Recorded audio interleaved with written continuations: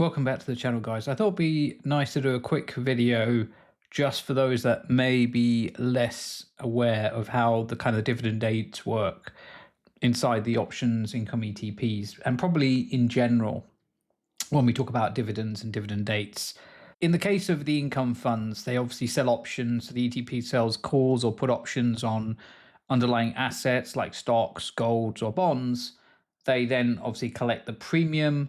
The premium received from selling those options becomes the primary source of the cash flow, and then they pay the dividend. Income is distributed to investors monthly, and the amounts vary based on obviously the volatility of the underlying.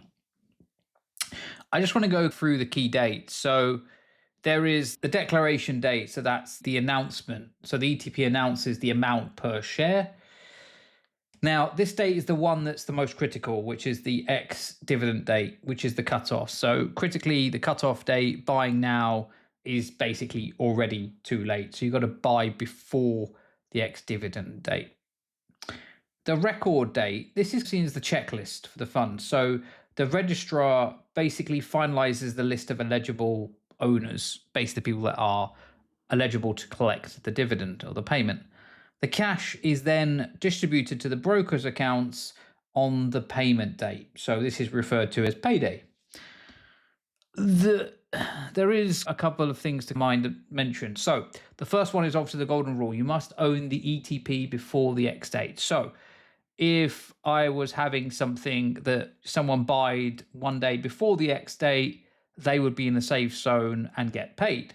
If, however, another investor, let's say it was the 2nd of Jan, one day after or on the X date, then there is no payment eligible. Okay. Another kind of important note is the X date is set by the exchange. So the record date is usually one business day after the X date to be settled, to be on the books for the record date. And he must execute the trade before the X date opens.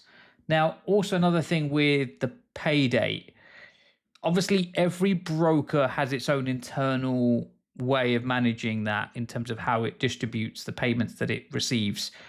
Quite often what will happen is you'll see different brokers pay on different dates. Now, this isn't the issue with the issuer, whether that be HAN ETF, whether that be income shares. It's down to the broker themselves. And this is why you get payments arrive on different days with different brokers. So again, there's no point blaming the issuer of the fund. It really is down to your broker that you need to have a conversation with around that. So that's another really important kind of thing to make sure that you're paying attention to when you get the dates, etc. And you think, oh, I'm going to get paid on the 12th. Why haven't I been paid? It's typically down to the broker. You will still get your payment. You're still eligible for that payment. So it's just a matter of waiting for that payment to come in. Another thing to mention is everybody just assumes that just because I've missed the X date, I'm going to be worse off. You're not. Again, remember that with the cash, it's a transfer of capital out of the fund.